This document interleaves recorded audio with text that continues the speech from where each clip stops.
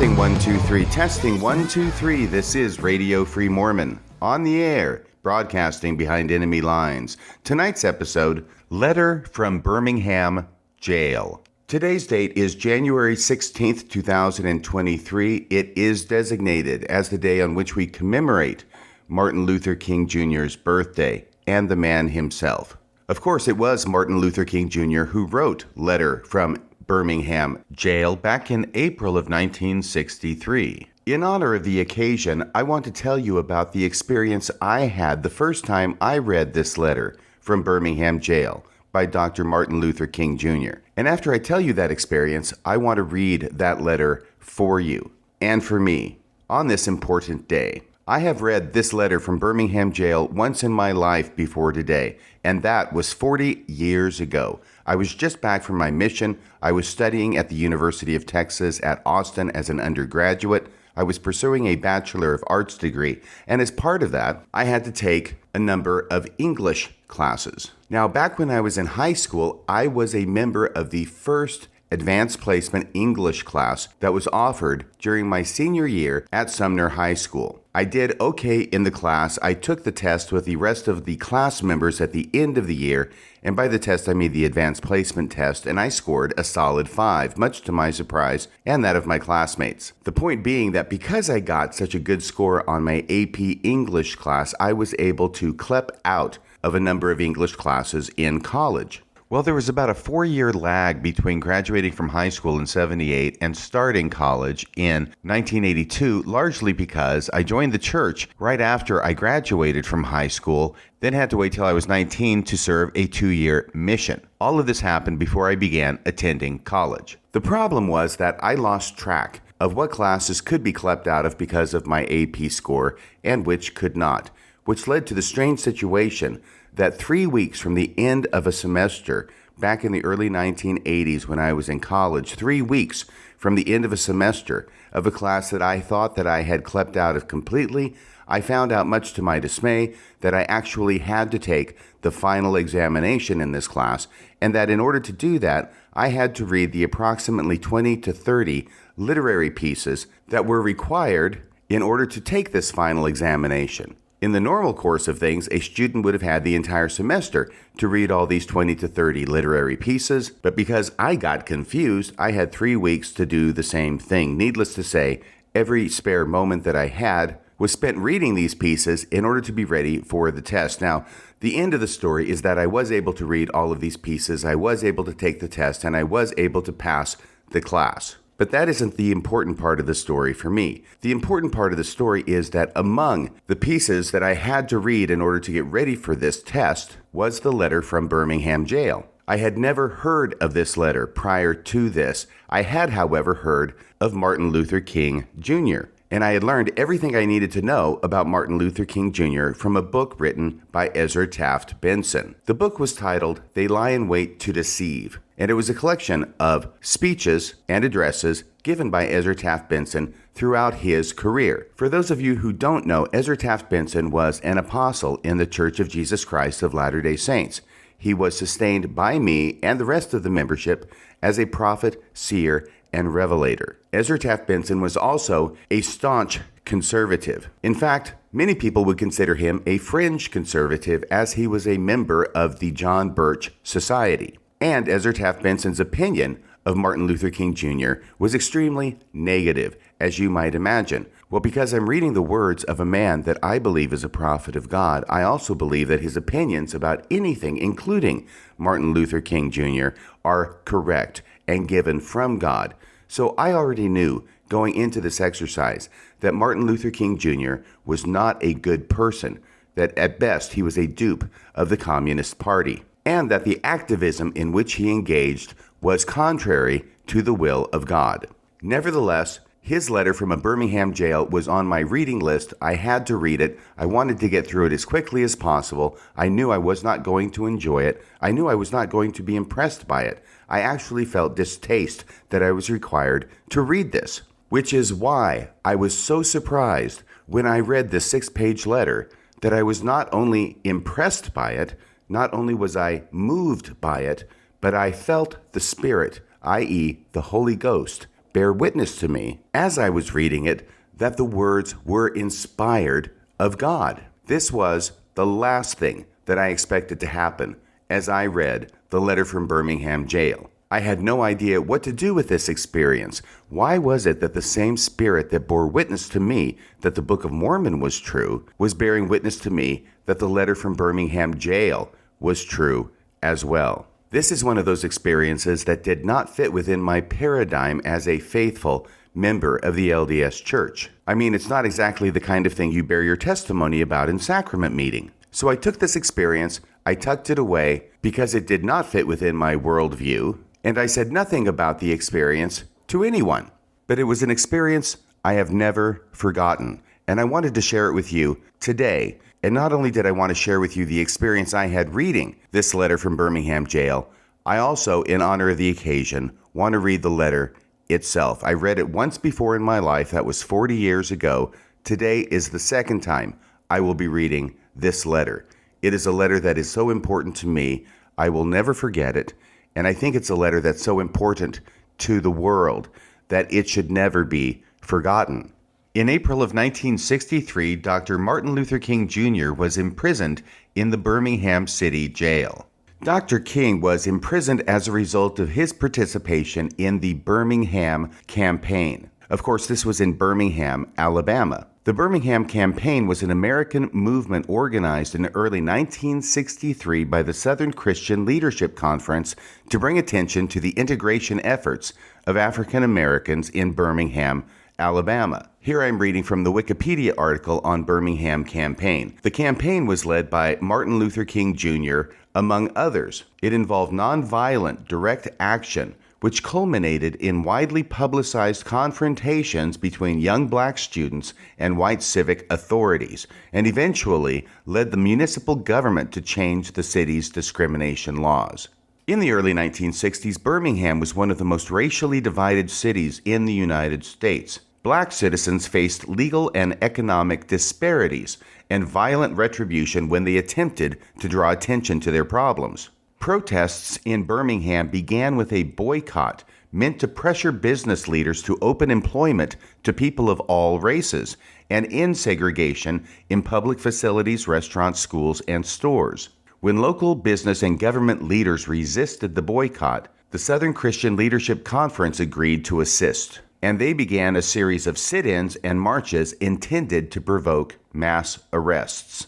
The Birmingham campaign was a model of nonviolent direct action protest and, through the media, drew the world's attention to racial segregation in the South. It also directly paved the way for the Civil Rights Act of 1964 the following year, which prohibited racial discrimination in hiring practices and public services throughout the United States.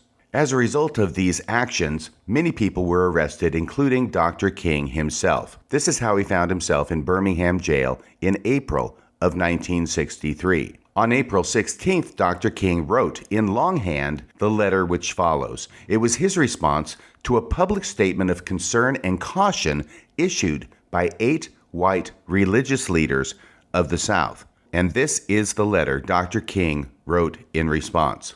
I do want to interpose a warning at this point. I have now completed reading the letter and I'm coming back to edit in this comment. There are 2 places in the letter from Birmingham jail where Dr. Martin Luther King Jr. uses the N-word, except of course he doesn't say the N-word because it's 1963. Instead, he says the entire word. It is used as a terrible name, which indeed it is, that was used by other white people to call black people. And it is in that context that Dr. King uses it in his letter. So after weighing the volatility of that word and the offense that it certainly and rightfully can give many people against the historical reality that it was used not only in Dr. King's letter, but was used by white people as a pejorative title for black people at the time, I have decided to go ahead and read the letter in its entirety as it uses the N-word twice, but to give a warning at the outset of the letter for anybody who might be so concerned by the inclusion of that word that they want to stop the tape now and not listen to Dr. King's letter any further. Okay, so having given that warning, I'm going to proceed now with reading the letter from Birmingham jail by Dr. Martin Luther King Jr., written August 16th, 1963. While confined here in the Birmingham City Jail, I came across your recent statement calling our present activities unwise and untimely. This is what the 8 white religious leaders in the South had called these protests. Seldom, if ever, do I pause to answer criticism of my work and ideas. If I sought to answer all of the criticisms that cross my desk, my secretaries would be engaged in little else in the course of the day, and I would have no time for constructive work. But since I feel that you are men of genuine goodwill, and your criticisms are sincerely set forth, I would like to answer your statement in what I hope will be patient and reasonable terms. I think I should give the reason for my being in Birmingham, since you have been influenced by the argument of outsiders coming in. In other words, the 8 religious leaders, the 8 white religious leaders, were influenced by arguments that there were outsiders coming into Birmingham, and that Dr. King, being one of those outsiders, really shouldn't have been there in the first place. He goes on, I have the honor of serving as president of the Southern Christian Leadership Conference, an organization operating in every southern state, with headquarters in Atlanta, Georgia. We have some 85 affiliate organizations all across the South, one being the Alabama Christian Movement for Human Rights.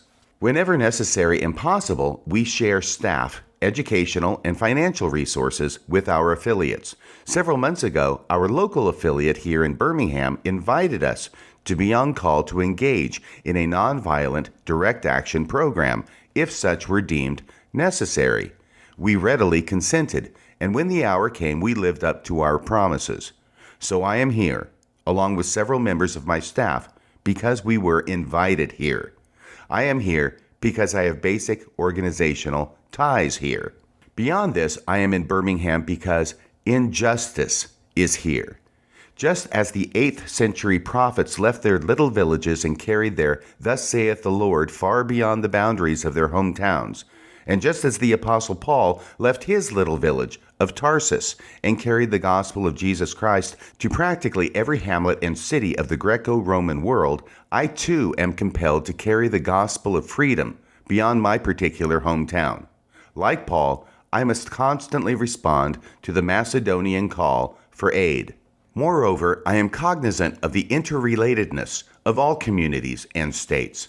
I cannot sit idly by in Atlanta and not be concerned about what happens in Birmingham. Injustice anywhere is a threat to justice everywhere. And by the way, that is, of course, one of the most famous quotes from this letter, which I will repeat. Injustice anywhere is a threat to justice everywhere. We are caught in an inescapable network of mutuality, tied in a single garment of destiny. Whatever affects one directly affects all indirectly. Never again can we afford to live with the narrow, provincial, outside agitator idea. Anyone who lives inside the United States can never be considered an outsider. You deplore the demonstrations that are presently taking place in Birmingham, but I am sorry that your statement did not express a similar concern for the conditions that brought the demonstrations into being. I am sure that each of you would want to go beyond the superficial social analyst who looks merely at effects and does not grapple with underlying causes. I would not hesitate to say that it is unfortunate that so-called demonstrations are taking place in Birmingham at this time. But I would say in more emphatic terms that it is even more unfortunate that the white power structure of this city left the Negro community with no other alternative. In any nonviolent campaign, there are 4 basic steps: collection of the facts to determine whether injustices are alive, negotiation, self-purification, and direct action. We have gone through all of these steps in Birmingham. There can be no gainsaying of the fact that racial injustice engulfs this community. Birmingham is probably the most thoroughly segregated city in the United States. Its ugly record of police brutality is known in every section of this country. Its unjust treatment of Negroes in the courts is a notorious reality. there have been more unsolved bombings of Negro homes and churches in Birmingham than in any other city in this nation. These are the hard, brutal, and unbelievable facts. On the basis of them, Negro leaders sought to negotiate with the city fathers, but the political leaders consistently refused to engage in good faith negotiation. Then came the opportunity last September to talk with some of the leaders of the economic community. So that would have been September of 1962. In these negotiating sessions, certain promises were made by the merchants, such as the promise to remove the humiliating racial signs from the stores. On the basis of these promises, Reverend Shuttlesworth and the leaders of the Alabama Christian Movement for Human Rights agreed to call a moratorium on any type of demonstration. As the weeks and months unfolded, we realized that we were the victims of a broken promise. The signs remained. As in so many experiences of the past, we were confronted with blasted hopes, and the dark shadow of a deep disappointment settled upon us. So we had no alternative except that of preparing for direct action, whereby we would present our very bodies as a means of laying our case before the conscience of the local and national community. We were not unmindful of the difficulties involved, so we decided to go through a process of self-purification. We started having workshops on nonviolence and repeatedly asked ourselves the questions, are you able to accept blows without retaliating? And are you able to endure the ordeals of jail? We decided to set our direct action program around the Easter season, realizing that, with the exception of Christmas, this was the largest shopping period of the year. Knowing that a strong economic withdrawal program would be the byproduct of direct action, we felt that this was the best time to bring pressure on the merchants for the needed changes. Then it occurred to us that the March election was ahead, and so we speedily decided to postpone action until after Election Day. When we discovered that Mr. Connor was in the runoff, we decided again to postpone action so that the demonstration could not be used to cloud the issues. At this time, we agreed to begin our nonviolent witness the day after the runoff. This reveals that we did not move irresponsibly into direct action. We too wanted to see Mr. Connor defeated, so we went through postponement after postponement to aid in this community need. After this, we felt that direct action could be delayed no longer. You may well ask, why direct action? Why sit-ins, marches, and so forth? Isn't negotiation a better path? You are exactly right in your call for negotiation. Indeed, this is the purpose of direct action. Nonviolent direct action seeks to create such a crisis and establish such creative tension that a community that has consistently refused to negotiate is forced to confront the issue. It seeks so to dramatize the issue that it can no longer be ignored. I just referred to the creation of tension as a part of the work of the nonviolent resistor. This may sound rather shocking, but I must confess that I am not afraid of the word tension. I have earnestly worked and preached against violent tension, but there is a type of constructive nonviolent tension that is necessary for growth. Just as Socrates felt that it was necessary to create a tension in the mind so that individuals could rise from the bondage of myths and half-truths to the unfettered realm of creative analysis and objective appraisal, we must see the need of having nonviolent gadflies to create the kind of tension in society that will help men to rise from the dark depths of prejudice and racism to the majestic heights of understanding and brotherhood. So, the purpose of direct action is to create a situation so crisis-packed that it will inevitably open the door to negotiation. We therefore concur with you in your call for negotiation. Too long has our beloved Southland been bogged down in the tragic attempt to live in monologue rather than dialogue. One of the basic points in your statement is that our acts are untimely. Some have asked, why didn't you give the new administration time to act? The only answer that I can give to this inquiry is that the new administration must be prodded about as much as the outgoing one before it acts. We will be sadly mistaken if we feel that the election of Mr. Boutwell will bring the millennium to Birmingham. While Mr. Boutwell is much more articulate and gentle than Mr. Connor, they are both segregationists, dedicated to the task of maintaining the status quo. The hope I see in Mr. Boutwell is that he will be reasonable enough to see the futility of massive resistance to desegregation. But he will not see this without pressure from the devotees of civil rights. My friends, I must say to you that we have not made a single gain in civil rights without determined, legal, and nonviolent pressure. History is the long and tragic story of the fact that privileged groups seldom give up their privileges voluntarily. Individuals may see the moral light and voluntarily give up their unjust posture, but as Reinhold Niebuhr has reminded us, groups are more immoral than individuals. We know through painful experience that freedom is never voluntarily given by the oppressor. It must be demanded by the oppressed. Frankly, I have never yet engaged in a direct action movement that was well-timed, according to the timetable of those who have not suffered unduly from the disease of segregation. For years now, I have heard the word wait. It rings in the ear of every Negro with a piercing familiarity. This wait has almost always meant never.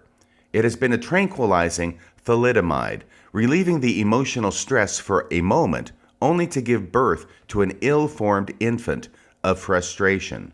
We must come to see with the distinguished jurist of yesterday that justice too long delayed is justice denied.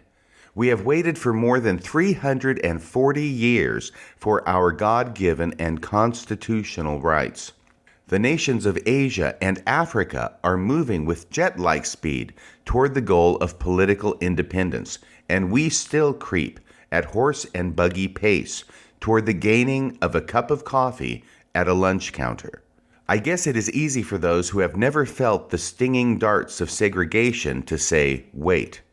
But when you have seen vicious mobs lynch your mothers and fathers at will, and drown your sisters and brothers at whim, when you have seen hate-filled policemen curse, kick, brutalize, and even kill your black brothers and sisters with impunity, when you see the vast majority of your 20 million Negro brothers smothering in an airtight cage of poverty in the midst of an affluent society, when you suddenly find your tongue twisted and your speech stammering as you seek to explain to your 6-year-old daughter why she cannot go to the public amusement park that has just been advertised on television, and see tears welling up in her little eyes when she is told that Funtown is closed to colored children, and see the depressing clouds of inferiority begin to form in her little mental sky, and see her begin to distort her little personality by unconsciously developing a bitterness toward white people, when you have to concoct an answer for a 5-year-old son asking in agonizing pathos, "Daddy, why do white people treat colored people so mean?" When you take a cross-country drive and find it necessary to sleep night after night in the uncomfortable corners of your automobile because no motel will accept you. When you are humiliated day in and day out by nagging signs reading white and colored. When your first name becomes nigger and your middle name becomes boy, however old you are, and your last name becomes John. And when your wife and mother are never given the respected title Mrs., when you are harried by day and haunted by night by the fact that you are a Negro, living constantly at tiptoe stance, never knowing what to expect next, and plagued with inner fears and outer resentments, when you are forever fighting a degenerating sense of nobodiness, then you will understand why we find it difficult to wait. There comes a time when the cup of endurance runs over, and men are no longer willing to be plunged into an abyss of injustice, where they experience the bleakness of corroding despair. I hope, sirs, you can understand our legitimate and unavoidable impatience. You express a great deal of anxiety over our willingness to break laws. This is certainly a legitimate concern. Since we so diligently urge people to obey the Supreme Court's decision of 1954 outlawing segregation in the public schools, it is rather strange and paradoxical to find us consciously breaking laws. One may well ask, how can you advocate breaking some laws and obeying others? The answer is found in the fact that there are two types of laws. There are just laws and there are unjust laws. I would agree with St. Augustine that an unjust law is no law at all. Now, what is the difference between the two? How does one determine when a law is just or unjust? A just law is a man-made code that squares with the moral law or the law of God. An unjust law is a code that is out of harmony with the moral law. To put it in the terms of St. Thomas Aquinas, an unjust law is a human law that is not rooted in eternal and natural law. Any law that uplifts human personality is just. Any law that degrades human personality is unjust. All segregation statutes are unjust because segregation distorts the soul and damages the personality. It gives the segregator a false sense of superiority and the segregated a false sense of inferiority. To use the words of Martin Buber, the great Jewish philosopher, segregation substitutes an I-it relationship for the I-thou relationship and ends up relegating persons to the status of things. So segregation is not only politically, economically, and sociologically unsound, but it is morally wrong and sinful. Paul Tillich has said that sin is separation. Isn't segregation an existential expression of man's tragic separation, an expression of his awful estrangement, his terrible sinfulness? So I can urge men to obey the 1954 decision of the Supreme Court because it is morally right, and I can urge them to disobey segregation ordinances because they are morally wrong. Let us turn to a more concrete example of just and unjust laws. An unjust law is a code that a majority inflicts on a minority that is not binding on itself, i.e., not binding on the majority. This is difference made legal. On the other hand, a just law is a code that a majority compels a minority to follow and that it is willing to follow itself. This is sameness made legal. Let me give another explanation. An unjust law is a code inflicted upon a minority which that minority had no part in enacting or creating because it did not have the unhampered right to vote. Who can say that the legislature of Alabama, which set up the segregation laws, was democratically elected? Throughout the state of Alabama, all types of conniving methods are used to prevent Negroes from becoming registered voters. And there are some counties without a single Negro registered to vote, despite the fact that the Negroes constitute a majority of the population. Can any law set up in such a state be considered democratically structured? These are just a few examples of unjust and just laws. There are some instances when a law is just on its face and unjust in its application. For instance, I was arrested Friday on the charge of parading without a permit. Now, there is nothing wrong with an ordinance which requires a permit for a parade. But when the ordinance is used to preserve segregation and to deny citizens the First Amendment privilege of peaceful assembly and peaceful protest, then it becomes unjust. Of course, there is nothing new about this kind of civil disobedience. It was seen sublimely in the refusal of Shadrach, Meshach, and Abednego to obey the laws of Nebuchadnezzar, because a higher moral law was involved. It was practiced superbly by the early Christians, who were willing to face hungry lions and the excruciating pain of chopping blocks before submitting to certain unjust laws of the Roman Empire. To a degree, academic freedom is a reality today because Socrates practiced civil disobedience. We can never forget that everything Hitler did in Germany was legal, and everything the Hungarian freedom fighters did in Hungary was illegal. It was illegal to aid and comfort a Jew in Hitler's Germany. But I am sure that if I had lived in Germany during that time, I would have aided and comforted my Jewish brothers, even though it was illegal.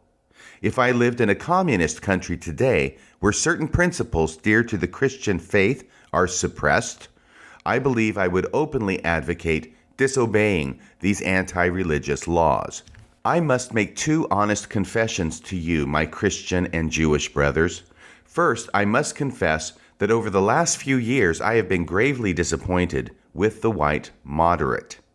I have almost reached the regrettable conclusion that the Negro's great stumbling block in the stride toward freedom is not the white citizen counselor or the Ku Klux Klanner, but the white moderate who is more devoted to order than to justice, who prefers a negative peace, which is the absence of tension, to a positive peace, which is the presence of justice, who constantly says, I agree with you in the goal you seek, but I can't agree with your methods of direct action, who paternalistically feels that he can set the timetable for another man's freedom, who lives by the myth of time, and who constantly advises the Negro to wait until a more convenient season.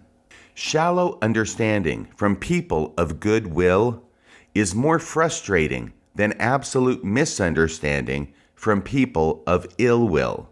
Lukewarm acceptance is much more bewildering than outright rejection. In your statement, you asserted that our actions, even though peaceful, must be condemned because they precipitate violence. But can this assertion be logically made? Isn't this like condemning the robbed man because his possession of money precipitated the evil act of robbery? Isn't this like condemning Socrates because his unswerving commitment to truth and his philosophical delvings precipitated the misguided popular mind to make him drink the hemlock? Isn't this like condemning Jesus because his unique God consciousness and never-ceasing devotion to his will precipitated the evil act of crucifixion? We must come to see, as federal courts have consistently affirmed, that it is immoral to urge an individual to withdraw his efforts to gain his basic constitutional rights because the quest precipitates violence. Society must protect the robbed and punish the robber. I had also hoped that the white moderate would reject the myth of time. I received a letter this morning from a white brother in Texas which said, all Christians know that the colored people will receive equal rights eventually. But is it possible that you are in too great of a religious hurry? It has taken Christianity almost 2,000 years to accomplish what it has. The teachings of Christ take time to come to earth. End of quote. All that is said here grows out of a tragic misconception of time, Dr. King continues. It is the strangely irrational notion that there is something in the very flow of time that will inevitably cure all ills. Actually, time is neutral. It can be used either destructively or constructively. I am coming to feel that the people of ill will have used time much more effectively than the people of good will. We will have to repent in this generation, not merely for the vitriolic words and actions of the bad people, but for the appalling silence of the good people. We must come to see that human progress never rolls in on wheels of inevitability. It comes through the tireless efforts and persistent work of men willing to be co-workers with God. And without this hard work, time itself becomes an ally of the forces of social stagnation. You spoke of our activity in Birmingham as extreme, At first, I was rather disappointed that fellow clergymen would see my nonviolent efforts as those of an extremist. I started thinking about the fact that I stand in the middle of two opposing forces in the Negro community. One is a force of complacency, made up of Negroes who, as a result of long years of oppression, have been so completely drained of self-respect and a sense of somebodyness that they have adjusted to segregation. And on the other hand, of a few Negroes in the middle class who, because of a degree of academic and economic security, and because at points they profit by segregation, have unconsciously become insensitive to the problems of the masses. The other force is one of bitterness and hatred, and comes perilously close to advocating violence. It is expressed in the various black nationalist groups that are springing up over the nation, the largest and best known being Elijah Muhammad's Muslim movement. This movement is nourished by the contemporary frustration over the continued existence of racial discrimination. It is made up of people who have lost faith in America, who have absolutely repudiated Christianity, and who have concluded that the white man is an incurable devil. I have tried to stand between these two forces, saying that we need not follow the do-nothingism of the complacent or the hatred and despair of the black nationalist. There is a more excellent way of love and nonviolent protest. I'm grateful to God that, through the Negro Church, the dimension of nonviolence entered our struggle. If this philosophy had not emerged, I am convinced that by now many streets of the South would be flowing with floods of blood. And I am further convinced that if our white brothers dismiss as rabble-rousers and outside agitators those of us who are working through the channels of nonviolent direct action and refuse to support our nonviolent efforts, millions of Negroes, out of frustration and despair, will seek solace and security in black nationalist ideologies, a development that will lead inevitably to a frightening racial nightmare. Oppressed people cannot remain oppressed forever. The urge for freedom will eventually come. This is what has happened to the American Negro. Something within has reminded him of his birthright of freedom. Something without has reminded him that he can gain it. Consciously and unconsciously, he has been swept in by what the Germans call the zeitgeist, and with his black brothers of Africa and his brown and yellow brothers of Asia, South America, and the Caribbean, he is moving with a sense of cosmic urgency toward the promised land of racial justice. Recognizing this vital urge that has engulfed the Negro community, one should readily understand public demonstrations. The Negro has many pent-up resentments and latent frustrations. He has to get them out. So let him march sometime. Let him have his prayer pilgrimages to the city hall. Understand why he must have sit-ins and freedom rides. If his repressed emotions do not come out in these nonviolent ways, they will come out in ominous expressions of violence. This is not a threat. It is a fact of history. So I have not said to my people, get rid of your discontent. But I have tried to say that this normal and healthy discontent can be channeled through the creative outlet of nonviolent direct action. Now, this approach is being dismissed as extremist. I must admit that I was initially disappointed in being so categorized. But as I continued to think about the matter, I gradually gained a bit of satisfaction from being considered an extremist. Was not Jesus an extremist in love? Love your enemies, bless them that curse you, pray for them that despitefully use you. Was not Amos an extremist for justice? Let justice roll down like waters and righteousness like a mighty stream. Was not Paul an extremist for the gospel of Jesus Christ? I bear in my body the marks of the Lord Jesus. Was not Martin Luther an extremist? Here I stand, I can do no other, so help me God. Was not John Bunyan an extremist? I will stay in jail to the end of my days before I make a mockery of my conscience. Was not Abraham Lincoln an extremist? This nation cannot survive half slave and half free. Was not Thomas Jefferson an extremist? We hold these truths to be self-evident, that all men are created equal. So the question is not whether we will be extremists, but what kind of extremists we will be. Will we be extremists for hate, or will we be extremists for love? Will we be extremists for the preservation of injustice, or will we be extremists for the cause of justice? I had hoped that the white moderate would see this. Maybe I was too optimistic. Maybe I expected too much. I guess I should have realized that few members of a race that has oppressed another race can understand or appreciate the deep groans and passionate yearnings of those that have been oppressed. And still fewer have the vision to see that injustice must be rooted out by strong, persistent, and determined action. I am thankful, however, that some of our white brothers have grasped the meaning of this social revolution and committed themselves to it.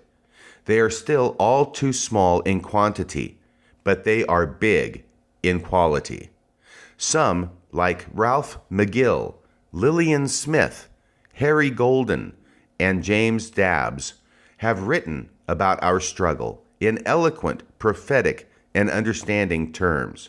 Others have marched with us down nameless streets of the South. They sat in with us at lunch counters and rode in with us on the freedom rides. They have languished in filthy, roach-infested jails, suffering the abuse and brutality of angry policemen who see them as dirty nigger lovers. They, unlike many of their moderate brothers, have recognized the urgency of the moment and sensed the need for powerful action antidotes to combat the disease of segregation. Let me rush on to mention my other disappointment. I have been disappointed with the white church and its leadership. Of course, there are some notable exceptions. I am not unmindful of the fact that each of you has taken some significant stands on this issue. I commend you, Reverend Stallings, for your Christian stand this past Sunday in welcoming Negroes to your Baptist church worship service on a non-segregated basis. I commend the Catholic leaders of this state for integrating Spring Hill College several years ago. But despite these notable exceptions, I must honestly reiterate that I have been disappointed with the church. I do not say that as one of those negative critics who can always find something wrong with the church. I say it as a minister of the gospel who loves the church, who was nurtured in its bosom, who has been sustained by its spiritual blessings, and who will remain true to it as long as the cord of life shall lengthen. I had the strange feeling when I was suddenly catapulted into the leadership of the bus protest in Montgomery several years ago that we would have the support of the white church. I felt that the white ministers, priests, and rabbis of the South would be some of our strongest allies. Instead, some few have been outright opponents, refusing to understand the freedom movement and misrepresenting its leaders. All too many others have been more cautious than courageous, and have remained silent behind the anesthetizing security of stained glass windows. In spite of my shattered dreams of the past, I came to Birmingham with the hope that the white religious leadership of this community would see the justice of our cause, and with deep moral concern serve as the channel through which our just grievances could get to the power structure. I had hoped that each of you would understand, but again, I have been disappointed. I have heard numerous religious leaders of the South call upon their worshipers to comply with a desegregation decision because it is the law. But I have longed to hear white ministers say, follow this decree because integration is morally right and the Negro is your brother. In the midst of blatant injustices inflicted upon the Negro, I have watched white churches stand on the sidelines and merely mouth pious irrelevancies and sanctimonious trivialities.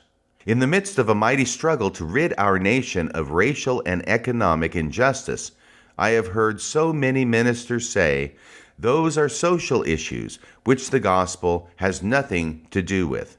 And I have watched so many churches commit themselves to a completely otherworldly religion, which made a strange distinction between bodies and souls, the sacred and the secular. There was a time when the church was very powerful. It was during that period that the early Christians rejoiced when they were deemed worthy to suffer for what they believed. In those days, the church was not merely a thermometer that recorded the ideas and principles of popular opinion. It was the thermostat that transformed the mores of society.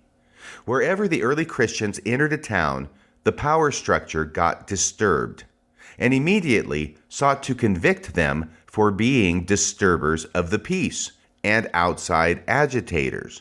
But they went on with the conviction that they were a colony of heaven and had to obey God rather than man. They were small in number, but big in commitment. They were too God-intoxicated to be astronomically intimidated. They brought an end to such ancient evils as infanticide and gladiatorial contest. Things are different now. The contemporary church is so often a weak, ineffectual voice with an uncertain sound. It is so often the arch supporter of the status quo. Far from being disturbed by the presence of the church, the power structure of the average community is consoled by the church's often vocal sanction of things as they are. But the judgment of God is upon the church as never before.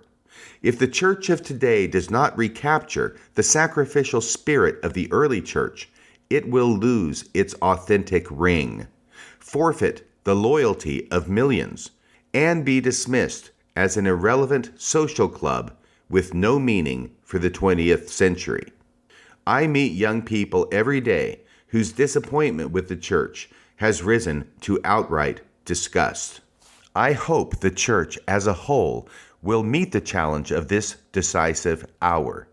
But even if the church does not come to the aid of justice, I have no despair about the future.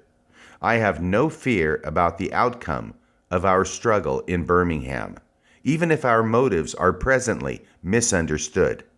We will reach the goal of freedom in Birmingham and all over the nation, because the goal of America is freedom. Abused and scorned though we may be, our destiny is tied up with the destiny of America. Before the Pilgrims landed at Plymouth, we were here. Before the pen of Jefferson scratched across the pages of history the majestic word of the Declaration of Independence, we were here. For more than 2 centuries, our foreparents labored here without wages. They made cotton king, and they built the homes of their masters in the midst of brutal injustice and shameful humiliation. And yet, out of a bottomless vitality, our people continue to thrive and develop. If the inexpressible cruelties of slavery could not stop us, the opposition we now face will surely fail. We will win our freedom, because the sacred heritage of our nation and the eternal will of God are embodied in our echoing demands. I must close now. But before closing, I am impelled to mention one other point in your statement that troubled me profoundly. You warmly commended the Birmingham police force for keeping order and preventing violence. I don't believe you would have so warmly commended the police force if you had seen its angry, violent dogs literally biting 6 unarmed, nonviolent Negroes. I don't believe you would so quickly commend the policemen if you would observe their ugly and inhuman treatment of Negroes here in the city jail. If you would watch them push and curse old Negro women and young Negro girls, if you would see them slap and kick old Negro men and young boys, if you would observe them as they did on 2 occasions, refusing to give us food because we wanted to sing our grace together, I'm sorry that I can't join you in your praise for the police department. It is true that they have been rather disciplined in their public handling of the demonstrators. In this sense, they have been publicly nonviolent. But for what purpose? To preserve the evil system of segregation. Over the last few years, I have consistently preached that nonviolence demands that the means we use must be as pure as the ends we seek. So I have tried to make it clear that it is wrong to use immoral means to attain moral ends. But now I must affirm that it is just as wrong, or even more, to use moral means to preserve immoral ends. I wish you had commended the Negro demonstrators of Birmingham for their sublime courage, their willingness to suffer, and their amazing discipline in the midst of the most inhuman provocation. One day, the South will recognize its real heroes. They will be the James Merediths, courageously and with a majestic sense of purpose, facing jeering and hostile mobs, and the agonizing loneliness that characterizes the life of the pioneer. They will be old, oppressed, battered Negro women, symbolized in a 72-year-old woman of Montgomery, Alabama, who rose up with a sense of dignity and with her people decided not to ride the segregated buses, and responded to one who inquired about her tiredness with ungrammatical profundity, "My feet is tired, but my soul is rested." They will be young high school and college students, young ministers of the gospel, and a host of their elders, courageously and nonviolently sitting in at lunch counters and willingly going to jail for conscience's sake. One day the South will know that when these disinherited children of God sat down at lunch counters, they were in reality standing up for the best in the American dream and the most sacred values in our Judeo-Christian heritage. Never before have I written a letter this long, or should I say a book. I'm afraid that it is much too long to take your precious time. I can assure you that it would have been much shorter if I had been writing from a comfortable desk. But what else is there to do when you are alone for days in the dull monotony of a narrow jail cell, other than write long letters, think strange thoughts, and pray long prayers? If I have said anything in this letter that is an understatement of the truth, and is indicative of an unreasonable impatience, I beg you to forgive me. If I have said anything in this letter that is an overstatement of the truth, and is indicative of my having a patience that makes me patient with anything less than brotherhood, I beg God to forgive me. Yours for the cause of peace and brotherhood, Martin Luther King, Jr. That concludes my reading of Martin Luther King Jr.'s letter from Birmingham jail, written April 16th, 1963. This is the second time in my life I have read it, and if anything, I am ashamed that I have not read it more often. I find it to be just as powerful, if not more so, than the first time I read it 40 years ago. And the same spirit that bore witness to me 40 years ago of the truth of this letter bears witness to me again today. And the same spirit that bore witness to me of the truth of this letter 40 years ago woke me up in the middle of the night last night and put the idea in my head of doing this episode today. So much so that I rolled out of bed before the sun came up and came down to the studio, not to record the episode that I had planned and prepared to record today, but to record this episode instead. Benjamin Franklin once said that there are two ways for a person to be remembered. One is to do things worth writing about. The other is to write things worth reading about. Martin Luther King Jr. did both. That's about all for tonight. I wish you and yours not a happy Martin Luther King Jr. Day, but a meaningful Martin Luther King Jr. Day. Until next time, this is Radio Free Mormon, signing off the air.